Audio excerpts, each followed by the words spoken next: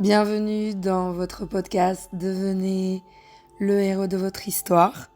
Un podcast qui est là pour vous donner le maximum d'outils, d'aide dans votre vie au niveau psychologique, qui est là pour vous apprendre plein de choses sur la psychologie, la philosophie, et vous aider dans votre quotidien à avoir les bons outils pour avancer dans vos projets, pour réduire parfois de l'anxiété. On en a beaucoup ces derniers temps pour vous aider dans vos relations avec vous-même et les autres. Et aujourd'hui, j'aimerais qu'on s'intéresse à un film qui nous a tous bercés dans notre enfance. Et ce film-là va nous aider au niveau psychologique. Il va nous aider dans une référence, dans notre quotidien, à savoir finalement le lien entre la responsabilité et le lâcher-prise. Ce film-là, c'est Le Roi Lion, un de mes films, comme j'imagine pour vous aussi, préférés. J'aimerais bien qu'on s'intéresse dans ce film-là, en fait, le message psychologique. Parce qu'il y a vraiment un énorme message psychologique dans ce film-là, qui est très important. Et j'aimerais bien qu'aujourd'hui on en parle.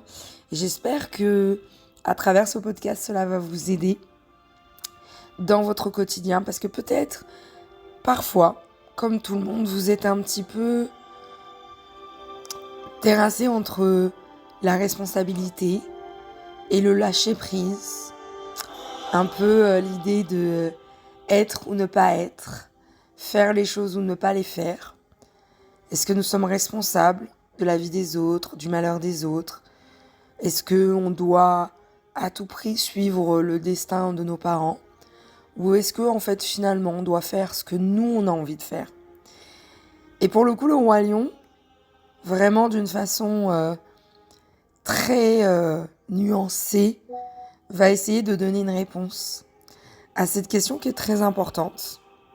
Et nous aussi, on va essayer de le répondre aujourd'hui à cette question-là, mais surtout, on va voir ce que les psychologues, les grands psychologues en pensent. Et on va en parler. Alors déjà, faire un petit résumé du Roi Lion. Le Roi Lion, c'est l'histoire, pour le coup, comme le titre l'indique, de Simba, qui est un lionceau au début du film. Et son père est le roi de la jungle. Et un jour, Simba sera lui aussi, lorsque son père partira, le roi de la jungle. Et il doit faire face un jour à ses responsabilités, sauf que cela ne va pas se passer comme prévu. Son oncle Oscar, n'aura jamais supporté le fait qu'il ne soit pas roi, donc va tuer son frère, Mufasa, et va vouloir tuer aussi Simba, mais Simba arrivera à s'enfuir et à rencontrer une aide qui va beaucoup l'aider, lui, parce que dans son deuil, parce que Simba va devoir affronter aussi un deuil, et il va un peu fuir Simba pendant quelques temps de sa responsabilité. Scar, va prendre lui la responsabilité et va être le roi de la jungle, mais évidemment il va très mal contrôler la situation, très mal gérer la situation, accompagné des hyènes. Et il va affamer la population parce qu'il ne va pas du tout respecter le cycle de la vie. Et on va avoir finalement Nala, qui est l'ami d'enfance de Simba, qui va rejoindre Simba et qui va le pousser à reprendre place à sa responsabilité de roi de la jungle. Et pour pouvoir, récupérer son territoire et récupérer son rôle de roi de la jungle.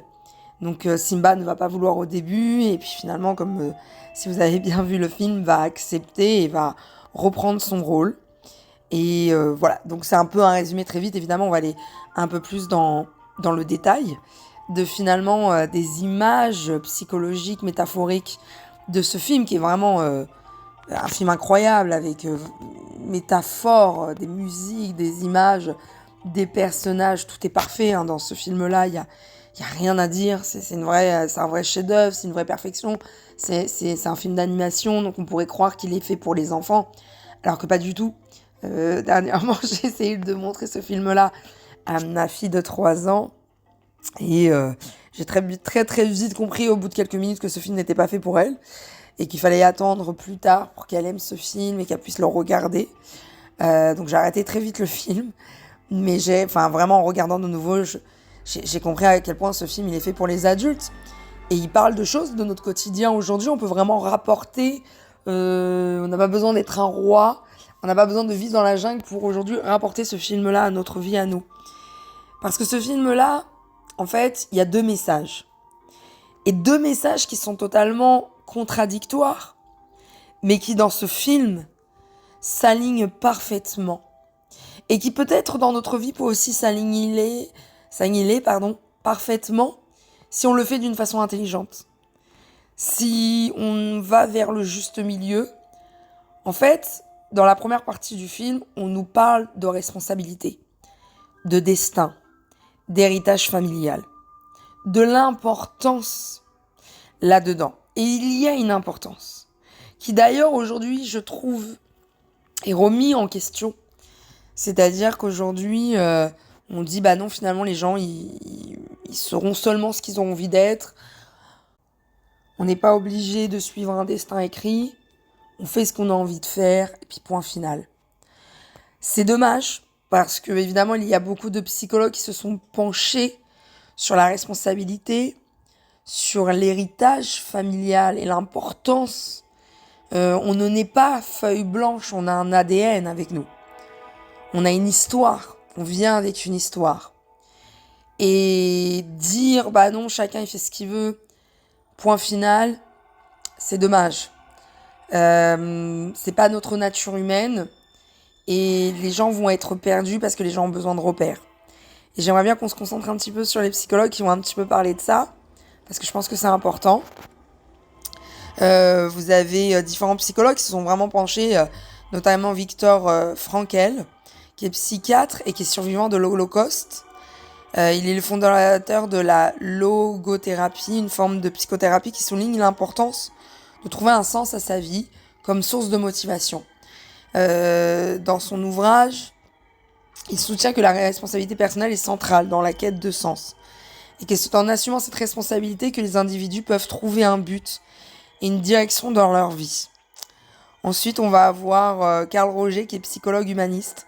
Roger, il a développé une approche thérapeutique centrée sur le patient, promouvant l'idée que les personnes possèdent en elles les capacités nécessaires à leur propre amélioration.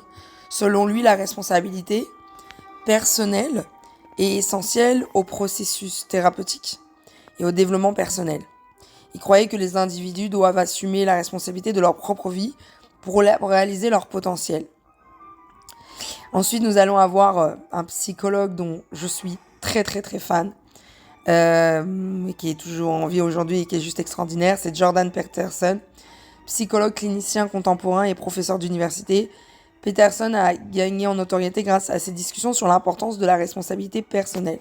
Dans ses conférences, il encourage les individus à assumer la responsabilité de leur propre vie et à affronter les défis avec courage et à chercher un sens profond dans l'existence. Et finalement, c'est comme ça que commence Le Roi Lion. Il commence sur l'importance de la responsabilité.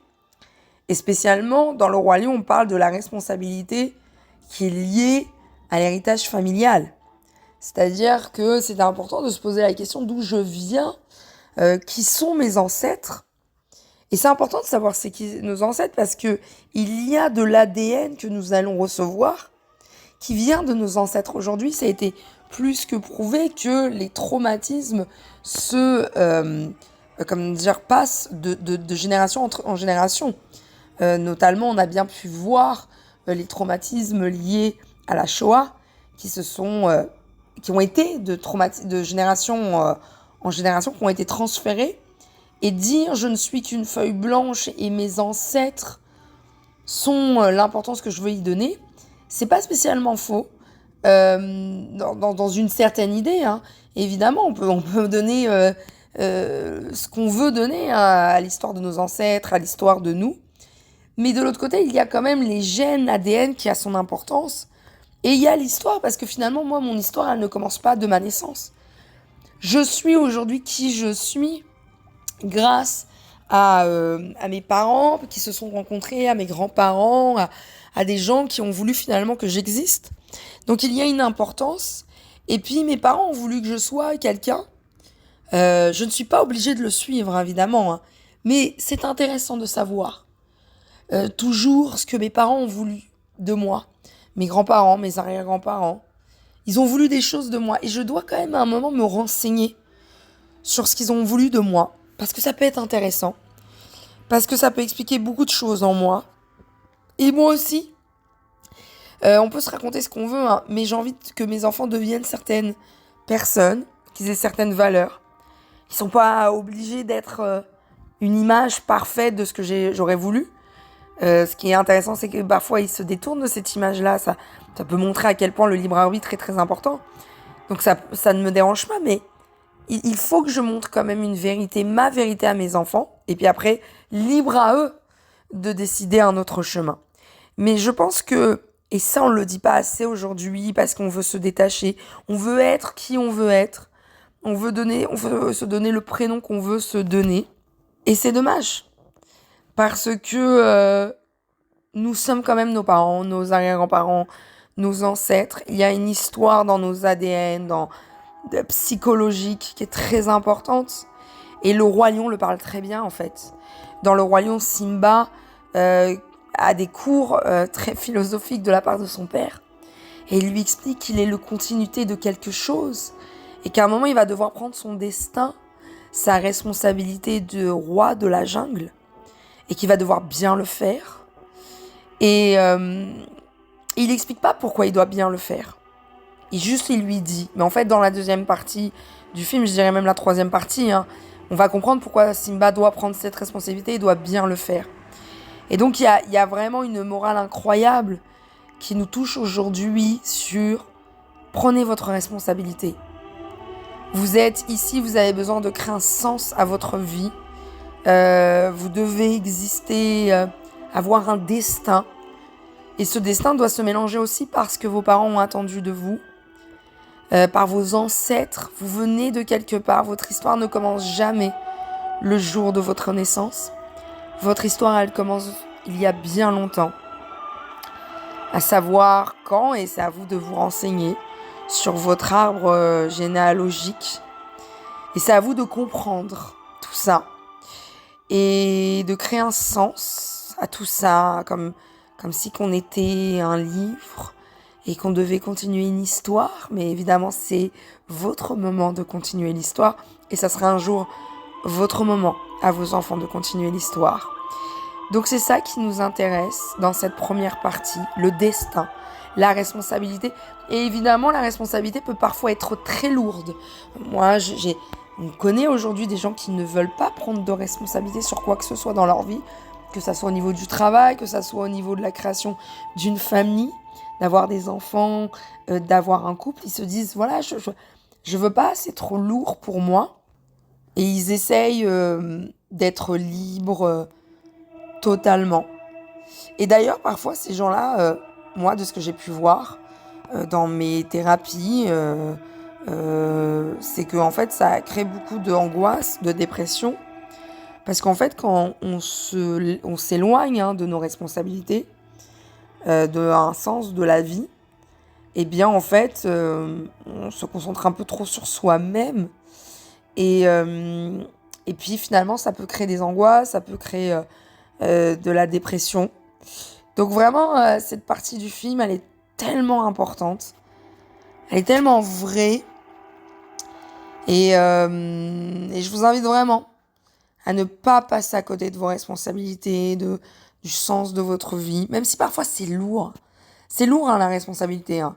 C'est lourd peut-être parfois d'avoir un travail, d'avoir une vie de famille, d'avoir des enfants, d'avoir toutes ces choses, mais en même temps, c'est tellement bon, c'est tellement sain.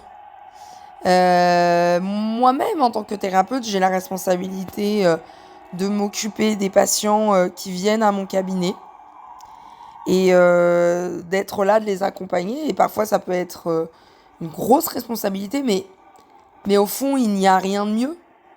Je ne connais rien de plus puissant que d'être responsable, que de donner un sens à sa vie et de faire la différence dans la vie d'une personne. Il n'y a rien de plus extraordinaire. Peu importe c'est qui cette personne-là, un inconnu que vous rencontrez, un client, votre enfant, votre conjoint. Faire la différence dans la vie d'une personne. Et surtout, si la personne, elle peut compter sur vous, pourquoi pas. Ça peut être magnifique, ça peut être beau. Ça peut être vraiment quelque chose de très important. Donc voilà, ça c'est la première partie du film qui nous apprend et que je trouve racontée d'une façon magnifique, vraiment vraiment magnifique. Il n'y a rien à dire là-dessus. Et puis ensuite on va passer par la deuxième partie qui va être très différent de la première partie de ce que je vais vous dire. C'est-à-dire que dans la première partie, je vous parlais de responsabilité. Et puis en fait, là, dans cette deuxième partie, je vais vous parler de l'opposé. Et vous allez peut-être vous dire, mais Sarah, t'as un problème. Enfin, à un moment, il faut choisir son camp. Eh bien non. Parce que dans la deuxième partie, Simba est chassé. En fait, son oncle Scar veut le tuer, donc, mais il arrive à s'enfuir à temps. Et il est chassé. Il fuit. Il fuit totalement son destin. Hein. Alors, il le fuit pas à la base. Hein. C'est le destin qui va lui échapper. C'est la mort de son père qui va tout remettre en question. Et le décès de son père va donc remettre tout en question. Et c'est ce qui se passe. Toujours dans un décès. Hein. Finalement, nos parents ont créé un avenir pour nous, nous expliquent leur vérité, nous expliquent finalement ce qu'ils attendent de nous. Et puis, ils meurent après.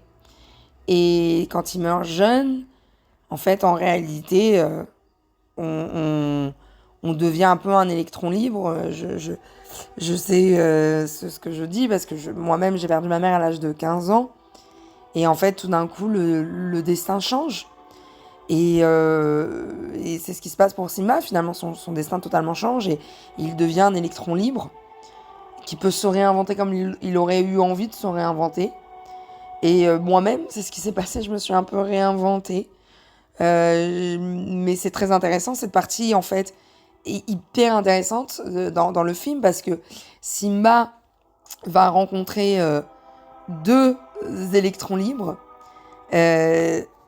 Timon et Pumba, qui sont deux personnes, finalement, qui sont d'ailleurs pas du tout de la même race, hein, je veux dire, ce sont deux animaux totalement différents, mais qui vivent quand même ensemble, et qui appartiennent à aucune tribu, à rien du tout, et qui vivent leur vie au jour le jour. Ils sont vraiment dans le moment présent, dans l'opposé.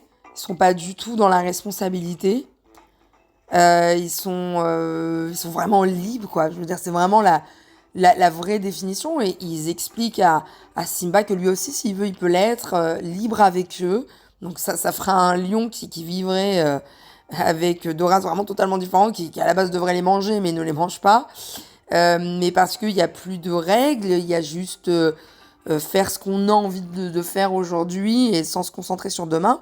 Donc là, avec la phrase plus que connue, Hakuna Matata, qui est vraiment une référence, qui est en fait c'est comme dire que ces mots signifient que tu vivras ta vie sans aucun souci. C'est-à-dire vraiment aucun souci, vraiment vivre. Et en fait, Simba adhère totalement à cette idée parce que déjà, il a tout perdu. Donc, ce qu'il n'a pas perdu, c'est sa vie et le moment présent. Et donc, il va vraiment en profiter. Et je trouve qu'ils vont, eux, être d'excellents professeurs hein, pour lui expliquer tout ça. Donc, nous, ce qui nous intéresse aussi, c'est de savoir quels sont les psychologues qui ont pu parler du lâcher-prise, de se concentrer sur le moment présent. Et pour cela, on a John Kabat-Zinn, un biologiste qui avait expliqué l'importance de vivre dans le moment présent et de pratiquer la pleine conscience pour gérer le stress, la douleur et la maladie. Le lâcher-prise, selon Kabat-Zinn, c'est un aspect fondamental de la pleine conscience. On a aussi Wayne Dyer, qui est un psychologue et auteur de nombreux livres sur le développement personnel. Et il a parlé de l'importance de lâcher prise, des attitudes et des comportements qui entravent la croissance personnelle et le bonheur. Il encourage les individus à se défaire des fardeaux inutiles et à adopter une approche plus souple et ouverte de la vie. Et on va aussi avoir Christine Neff, un spécialiste en psychologie. Il a introduit le concept d'autocompassion qui encourage les individus à être bienveillants, compréhensifs envers eux-mêmes, surtout en cas d'échec ou de difficulté. Et donc d'amener un lâcher-prise sur la perfection, de ne pas vouloir à tout prix être parfait, sur l'autocritique, de lâcher-prise. Donc en fait, on peut voir aussi que beaucoup de psychologues se sont penchés sur cette idée-là comment dire, en fait, à un moment de savoir arrêter de se concentrer sur des choses qui sont pas si importantes que ça et d'arrêter d'aller chercher une perfection. Et le film, il est vraiment parfait parce que dans cette deuxième partie, nous aussi on se dit ça. Nous aussi on se dit, en fait c'est ça la vie. C'est juste de profiter d'aujourd'hui et oui, je pense que c'est ça hein, la vie. Hein. C'est ça par exemple la vingtaine. Moi quand j'ai des patients à moi qui sont dans la vingtaine, je leur dis toujours, quand ils me disent voilà, je sais pas ce que je veux faire dans ma vie, je sais pas quelle étude je veux faire, je veux me marier, je veux avoir des enfants. Et je leur dis, vous aurez tout ça. Mais peut-être que c'est pas le moment de l'avoir.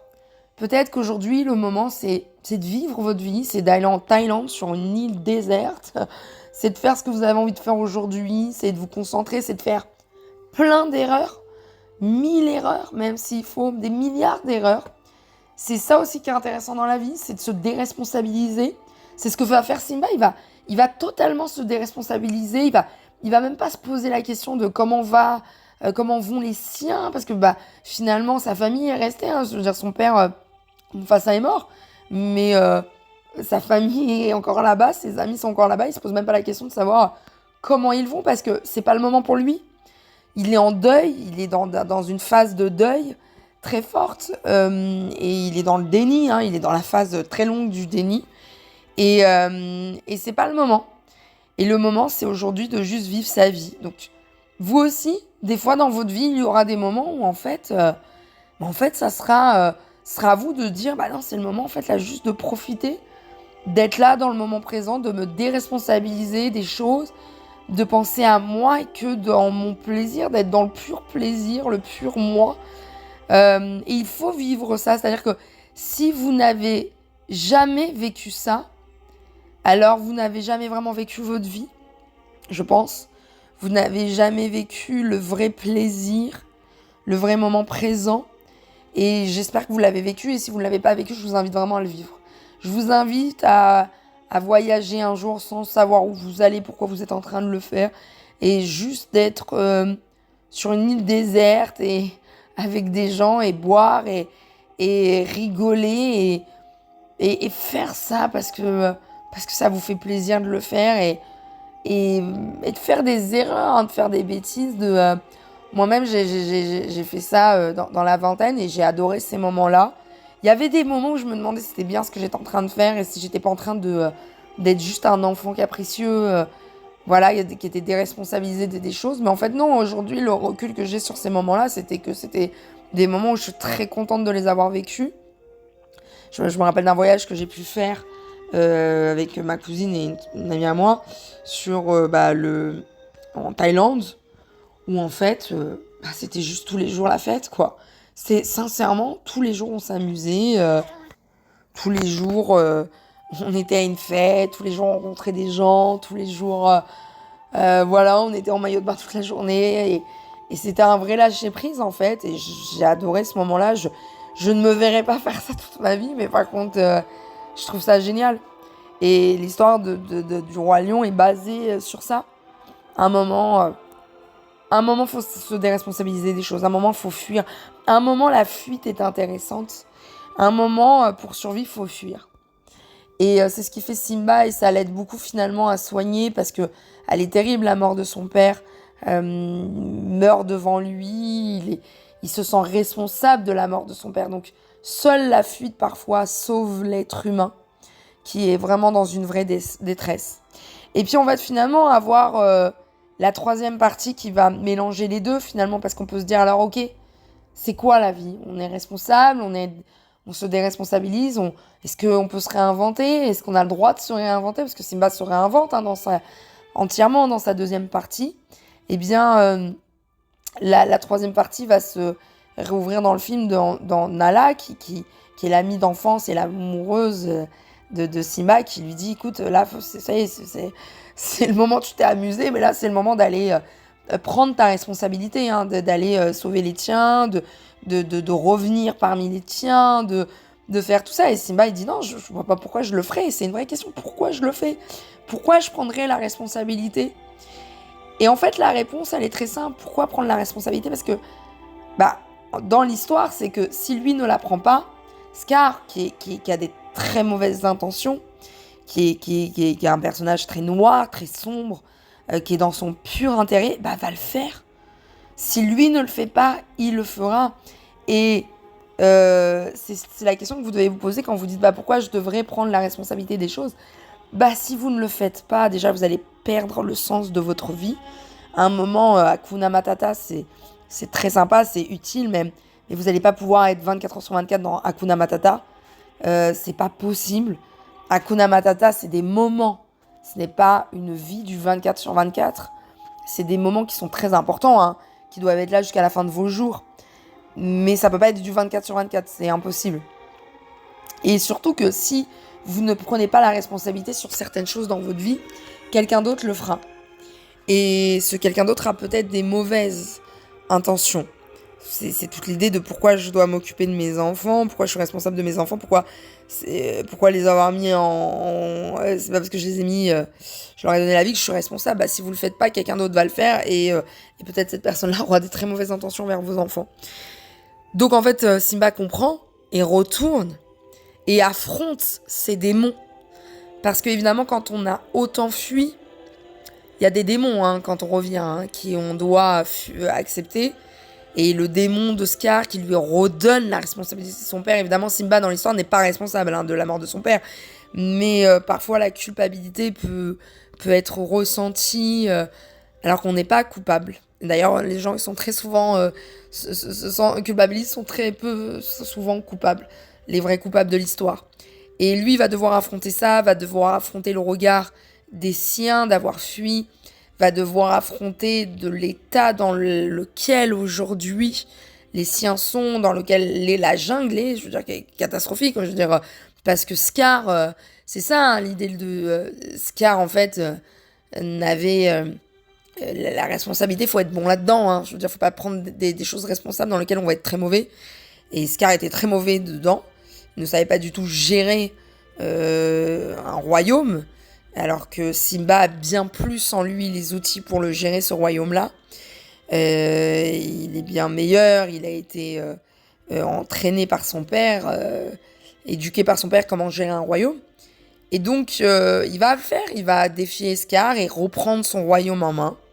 Et ça va très bien se passer. Et moi, j'aime beaucoup la fin, parce que dans la fin, Simba garde Timon et Pumba comme amis. Et il les garde avec lui dans son royaume. Et j'adore. La fin, on le voit. Donc la fin, c'est le cycle. Il a un enfant et de nouveau, ça commence comme ça. Ça finit. L'histoire du film est magnifique parce que ça finit comme ça a débuté.